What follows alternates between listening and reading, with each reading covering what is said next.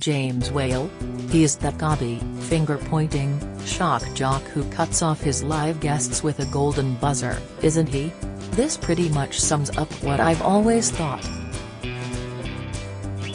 And what's more, it appears his wife, Nadine Lamont Brown, agrees with me. He's not my cup of tea, she smiles. If I'd googled him, I'd have thought, he doesn't seem like a very nice man and we wouldn't have got together. Luckily for James, his wife of 18 months had never heard of him, much less been tempted to Google him, when they first met at their Kent Village pub. When I finally watched him at work, he was so harsh on people, Nadine continues. After a few minutes, I thought, this is just horrible.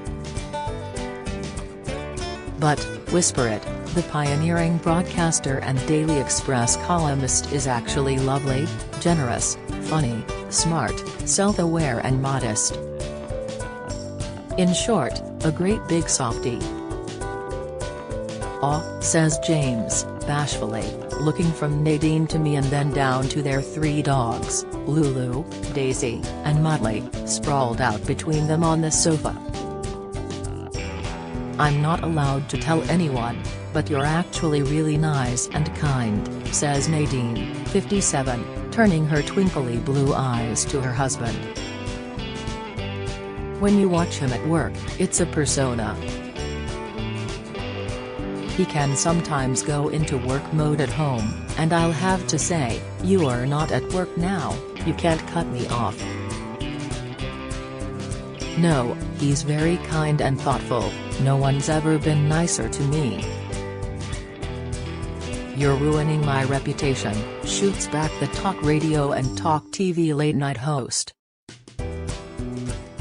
And so it continues, 3 hours of back-and-forth banter, so touching, funny and loving. I pray James, 71, is telling the truth when he says he and Nadine are thinking of doing a podcast. Opposites Attract might be a good title for it, for it's clear that, despite being madly in love, they disagree on just about everything: religion, university, climate change, even Meghan Markle. They may only have been together for 3 years, following the deaths of James's first wife, Melinda, and Nadine's husband, Simon, both from cancer, but it's clearly a relationship full of poignancy and laughter. It's all the more affecting, given their time together will be cruelly cut short by the recurrence of kidney cancer, which James first beat 23 years ago but which, tragically, has now spread to his brain, lung and spine. He told the annual British Curry Awards last November he probably wouldn't be around in a year's time. I feel absolutely yes today, he admits suddenly, and we stop laughing. With his positivity, their light, jocular manner and funny anecdotes, for a time I'd forgotten his prognosis. Yet he insists he doesn't want sympathy.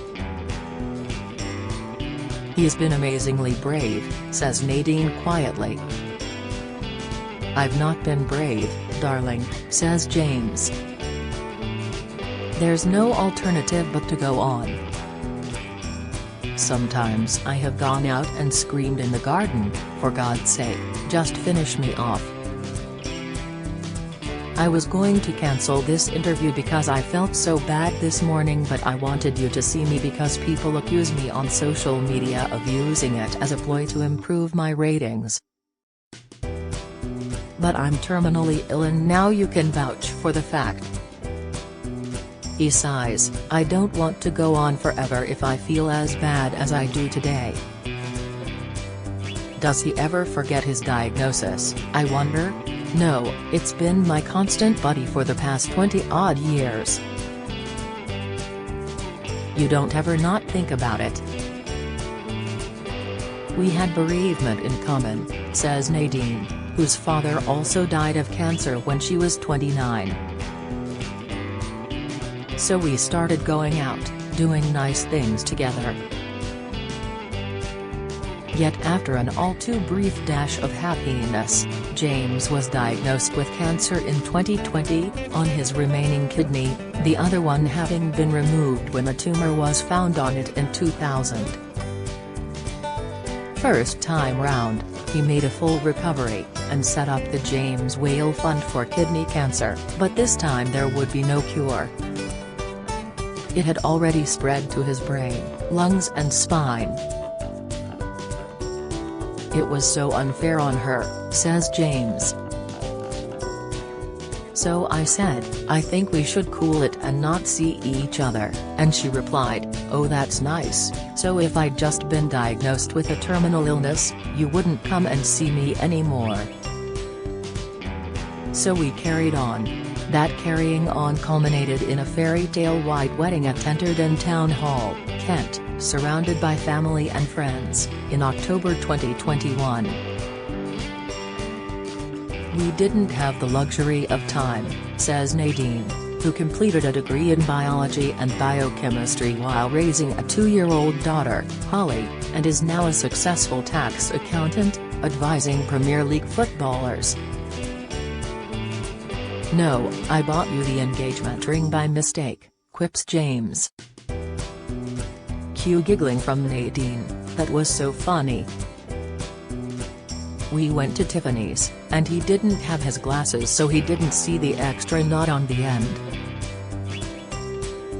I thought Tiffany's was a chain shop, like Woolworths, James admits. To be fair, Nadine was saying, oh, no, you can't. When the sales assistant put it on the credit card, I said, I think you've made a mistake with the, price. After a glass of champagne and some reflection, James bought the ring anyway. The broadcaster was born in Ewell, Surrey, in 1951. Severely dyslexic, he failed his 11+ exam and went to the local Church of England school. His Welsh mother, Anne, gave up professional ballet dancing when James and his younger brother, Keith, now a lay preacher, were born. After a brief spell as Surrey Junior archery champion, his bow hangs in pride of place in the hallway. James joined his parents in the King's Cross area of London where they had relocated to run another Watney pub.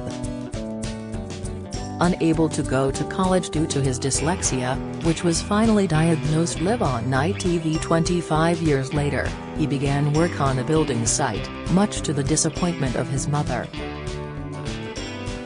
Through a friend, she got him an interview for a trainee buyer's job at Harrods. I got it too, declares James proudly. A talent the Whale family has is being able to speak authoritatively about things they know nothing about.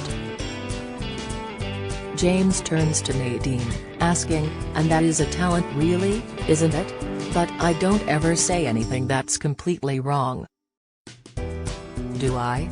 Silence. Tell me one thing I am wrong about, he smiles. Suddenly the nausea that has plagued James all morning overwhelms him. Nadine, ever tender and reassuringly patient, tells him, don't go getting yourself all excited. By the age of 20, James, then married to Melinda and with 2 sons, James Jr. and Peter, was working as a DJ at pub discos. Listening one day to the pounding music in Topshop's new flagship store in Oxford Circus, in London's West End, he decided what was needed was an in-house DJ, complete with pretend radio studio. After much persuasion, the chain's founder, Sir Ralph Halpern, agreed and James took up presidency in a mocked-up radio booth underneath the escalators. I thought, Radio 1 is just up the road, their producers are bound to pop in during their lunch hours and beg me to go and work for them, says James. That didn't happen. A single shift on a Radio 4 arts program was never repeated, so he set about wooing commercial radio stations. He got offers from Radio Hallam in Sheffield, Piccadilly Radio in Manchester and a nighttime show on Metro Radio in Newcastle, plumping for the latter, where he lived for 10 years and where his boys grew up. Still obsessed with joining the BBC, he later took a 50% pay cut to join BBC Radio Derby's mid-morning show. Was there a lot of snobbery? Yep. I didn't fit in. The BBC needs a good kick up the IE. They were really bad then, they're still really bad. But I put up the listener figures on Radio Derby. James believes he was the first so-called shock jock, before the infamous American DJ Howard Stern, who is credited with inventing the abrasive, argumentative style of presenting. New equipment in the 70s meant listeners could phone in and be broadcast live. I realized disagreeing with people on air, sometimes even cutting them off, was far more entertaining than playing records, James explains. The morning after the first time he cut someone off for spouting vile insults and racism, James was called in to see the station's managing editor. He was a retired head teacher and he didn't like me. Problem was, I'd made the front page of the newspapers and everyone was talking about it, so he couldn't sack me. It was 10 or so years before Howard Stern, but, while he became a big rich celebrity, nobody here liked what I was doing.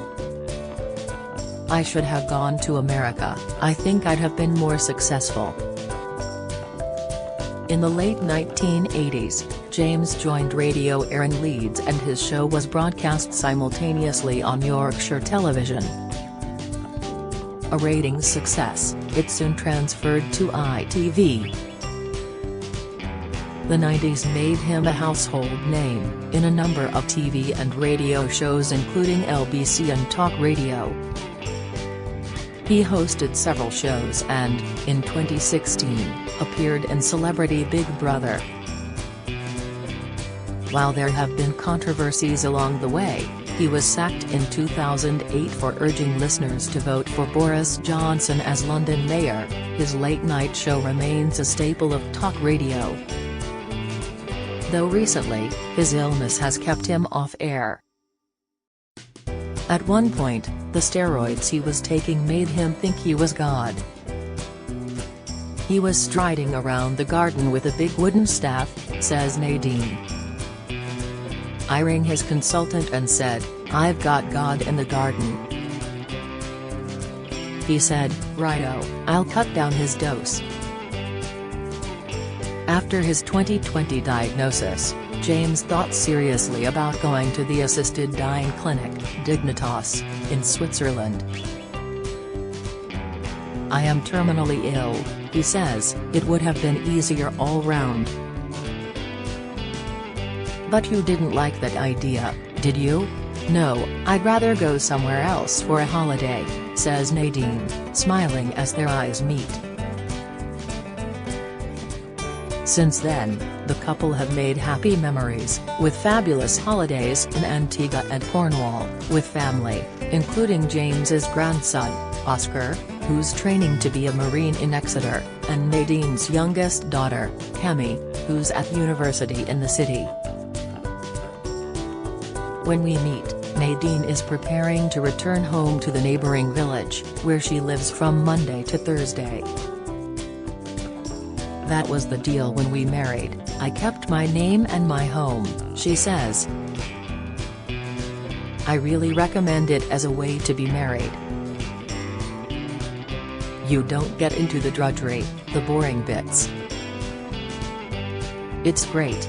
Returning to the subject of our interview, James adds, "I'm not scared of dying.